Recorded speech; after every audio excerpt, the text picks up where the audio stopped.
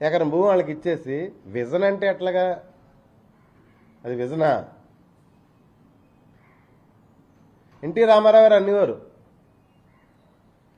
నా అల్లుడు ఔరంగజేబ్ లాంటోడని.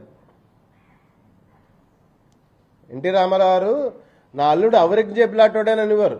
అంటే ఆయనకి ఇంకంతకన్నా దుర్మార్గుడితో పోల్చడానికి ఇంకోటి లేడు, అంతకన్నా దుర్మార్గుడు మన భారతదేశ చరిత్రలోని. లేదా ఉంటే ఆయనతోనన్నా పోల్చినేమో. ఇంకంతకన్నా దుర్మార్గుడు లేక ఔరంగజేబు లాంటోడని అన్నాడు అనమాట పాపం ఆయన, పెద్ద ఆయన నిజమని నిరూపించుకుంటున్నాడు. మన భారతదేశాన్ని బ్రిటిష్ వాళ్ళు 1947 ముందు పరిపాలన టైంలో బాగా అణిచివేతకు గురయ్యాం, అన్ని రకాలుగా ఇబ్బంది పెట్టారు. అయినా కొన్ని 99% ఇబ్బంది పెట్టినా 1% సంస్కరణలు వాళ్ళు తీసుకొచ్చారు.